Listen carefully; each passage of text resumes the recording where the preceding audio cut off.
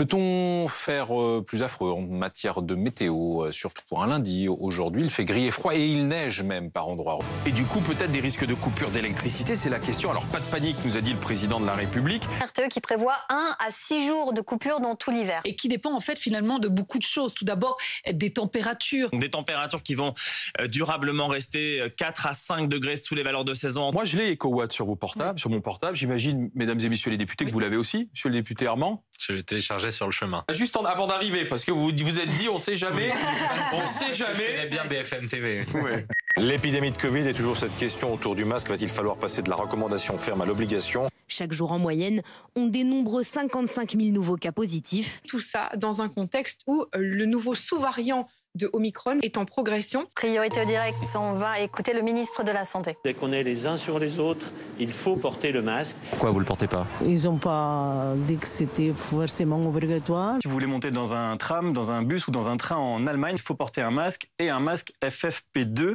Depuis samedi soir, l'hôpital de Versailles, dans les Yvelines, est victime d'une cyberattaque de grande ampleur. Plusieurs patients, dont 3 nourrissons, ont dû être transférés vers d'autres hôpitaux franciliens. Vous oubliez les mails, vous oubliez Internet, et vous communiquez à l'ancienne en papier-crayon. On a considérablement renforcé, je le vois en tant que ministre du Budget, les moyens de l'ANSSI, qui est l'Agence nationale des systèmes de la sécurité des systèmes d'information, pour mieux équiper en cyberdéfense nos institutions publiques, qui sont des institutions vitales. Dans les Alpes-Maritimes, une enquête est ouverte après la mort d'un homme qui a été lynché par les habitants du village de l'Escarène. Après un cambriolage, les faits remontent au 12 octobre dernier. J'ai vu passer une ombre de la chambre à la salle à manger.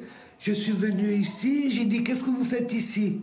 J'ai crié et il avait déjà pris la carte bleue et l'argent dans le porte-monnaie. L'alerte est donnée et les habitants vont se mettre à poursuivre cet homme dans les rues du village. Une trentaine de personnes à ses trousses, selon les témoignages. Certains auraient même lâché des chiens sur lui.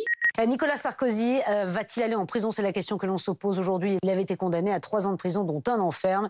Il était devenu à ce titre le premier chef de l'État de la Ve République condamné. Il est déterminé. Il va tenter de convaincre les magistrats qu'il n'y a pas eu tentative de corruption à l'époque. Il va tenter aussi d'obtenir une relaxe et éviter ainsi une nouvelle condamnation à une peine de prison.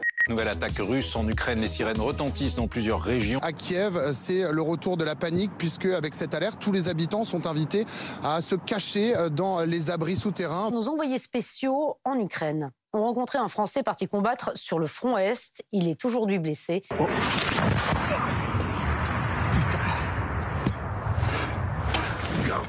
Ah, c'est tombé juste à droite. Ah, ça, merde. On a une image aujourd'hui qui nous est venue du pont de Crimée. Regardez, c'est Vladimir Poutine lui-même.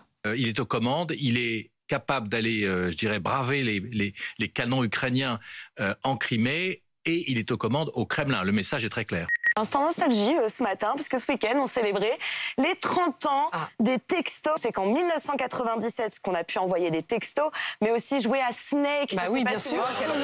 Évidemment, composer ou faire des sonneries midi. C'est ta mère.